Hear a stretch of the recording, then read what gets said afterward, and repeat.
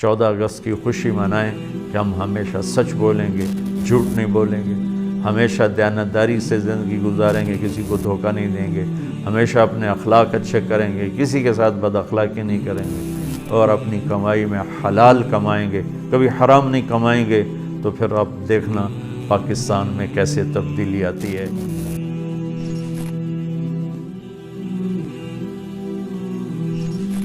السلام علیکم ورحمۃ اللہ وبرکاتہ۔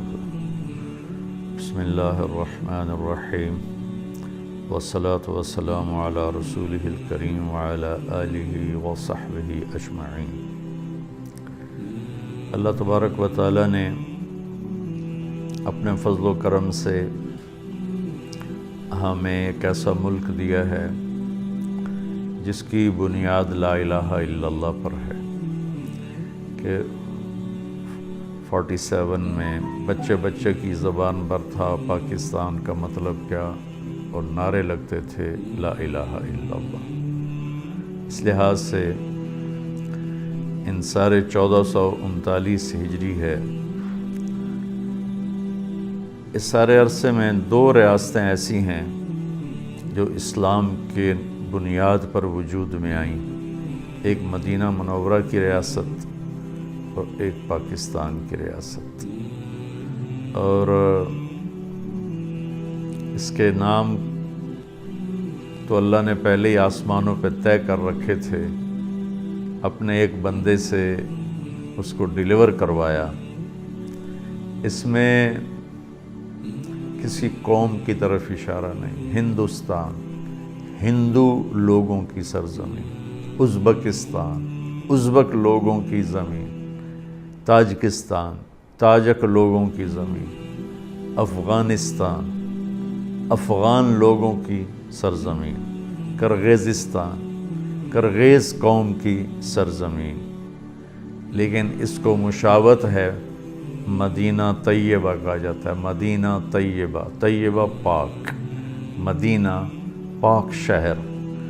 تو اس پاکستان کا نام بھی مدینہ طیبہ سے جڑتا ہے، یا مدینہ منورہ کہتے ہیں، روشن منور شہر، مدینہ طیبہ، پاکیزہ شہر۔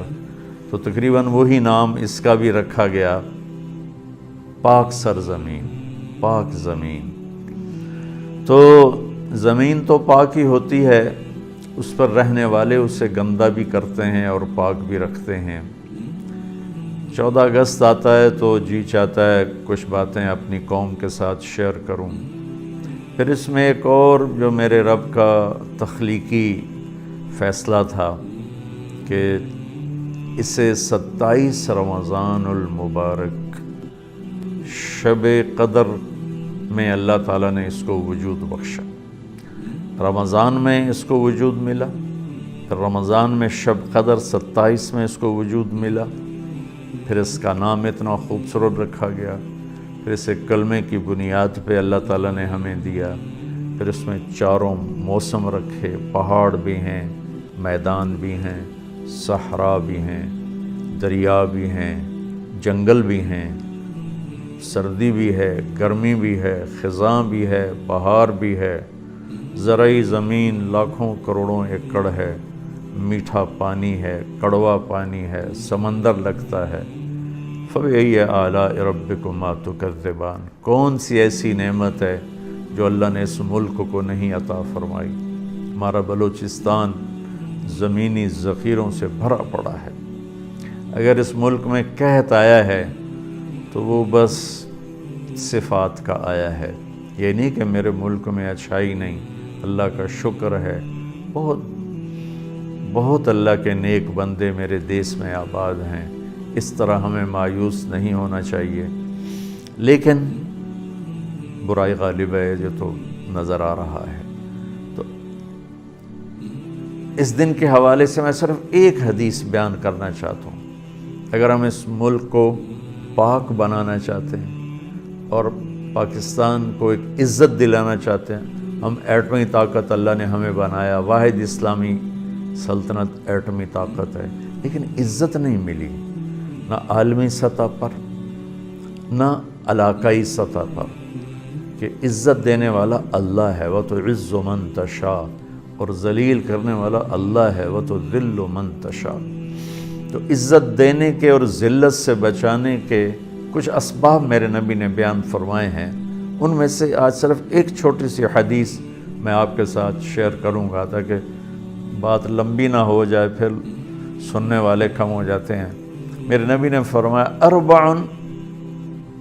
اذا كانت فیک ما ضرک ما فاتک من الدنیا۔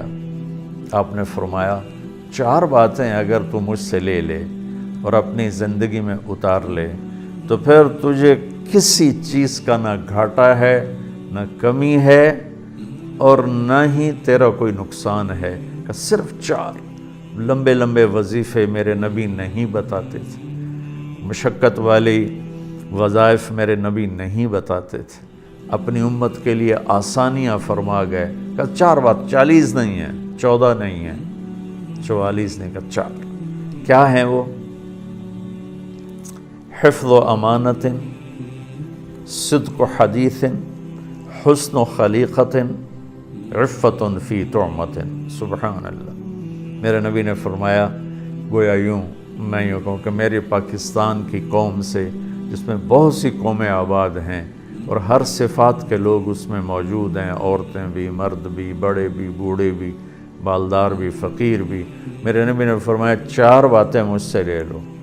حفظ و امانہ، زندگی میں کبھی کسی کو دھوکہ نہیں دینا۔ دیانت داری، دیانت داری وہ زیور ہے جو پرانا نہیں ہوتا ہے، جس کا رنگ پھیکا نہیں پڑتا ہے، جس کی قیمت میں کسی دور میں کمی نہیں آتی ہے۔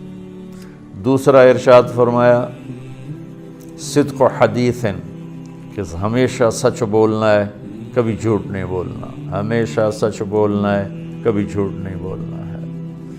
ان 2 کی وضاحت کے لیے ایک اور حدیث سناؤں۔ میرے نبی نے فرمایا میرا امتی ہر گناہ کر سکتا ہے، 2 نہیں کر سکتا، ایک جھوٹ کبھی نہیں بولے گا، ایک دھوکہ کبھی نہیں دے گا۔ ایک جھوٹ کبھی نہیں بولے گا، ایک دھوکہ کبھی نہیں دے گا۔ تو میرے نبی نے فرمایا 4 باتیں، ان میں سے 2 کون سی ہیں؟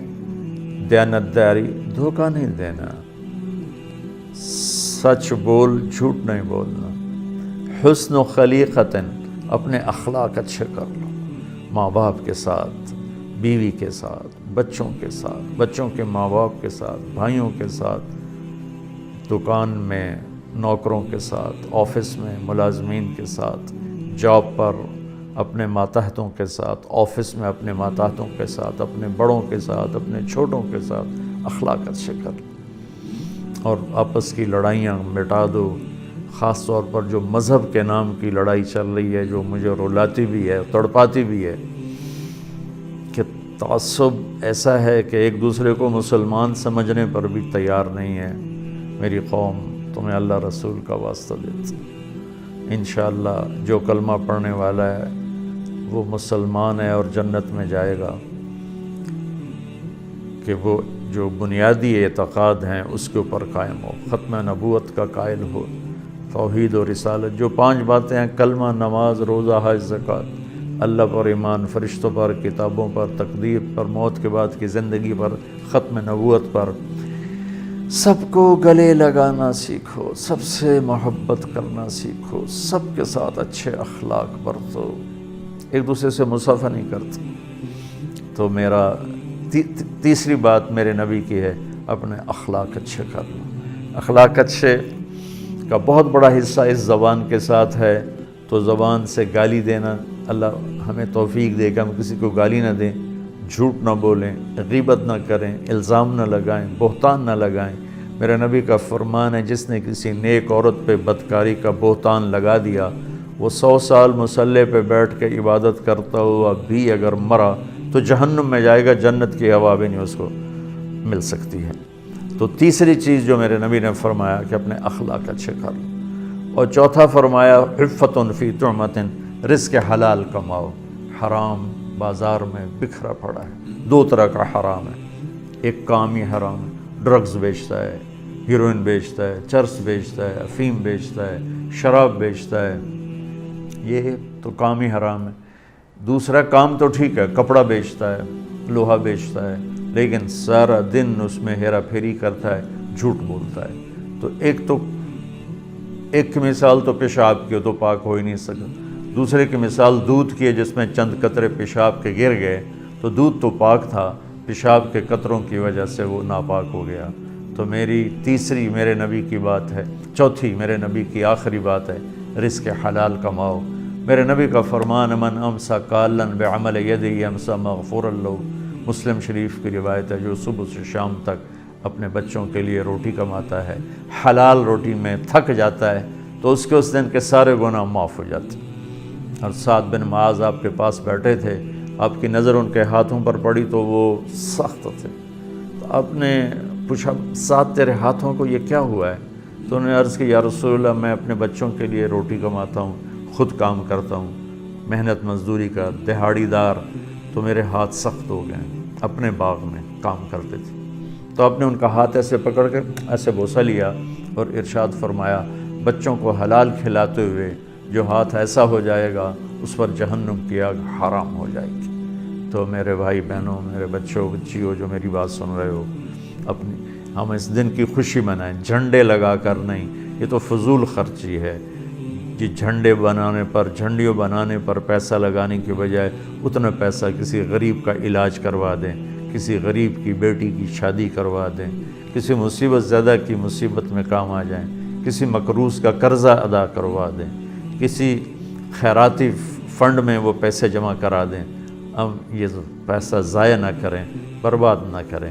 14 اگست کی خوشی منائیں کہ ہم ہمیشہ سچ بولیں گے، جھوٹ نہیں بولیں گے، ہمیشہ دیانتداری سے زندگی گزاریں گے، کسی کو دھوکہ نہیں دیں گے، ہمیشہ اپنے اخلاق اچھے کریں گے، کسی کے ساتھ بد اخلاقی نہیں کریں گے، اور اپنی کمائی میں حلال کمائیں گے، کبھی حرام نہیں کمائیں گے۔ تو پھر آپ دیکھنا پاکستان میں کیسے تبدیلی آتی ہے۔ جیسی نئی حکومت اعلان کر رہی کہ ہم نے تبدیلی لانی ہے، تو تبدیلی کا میں آپ کو صحیح راستہ بتا رہا ہوں کہ ہم اپنی ذات سے شروع کریں، یہ دوسروں سے نہ شروع کریں، اپنی ذات سے شروع کریں۔ فرائض کے بعد نماز، روزہ، حج، زکوٰۃ کے بعد یہ 4 کام اپنی زندگی میں آپ لے لیں، انشاءاللہ پورے ملک میں تبدیلی آ جائے گی، اللہ بھی راضی ہو جائے گا، اللہ کا رسول بھی راضی ہو جائے گا، ہمارا ملک بھی عزتوں کی چوٹیوں پر پہنچ جائے گا۔ السلام علیکم۔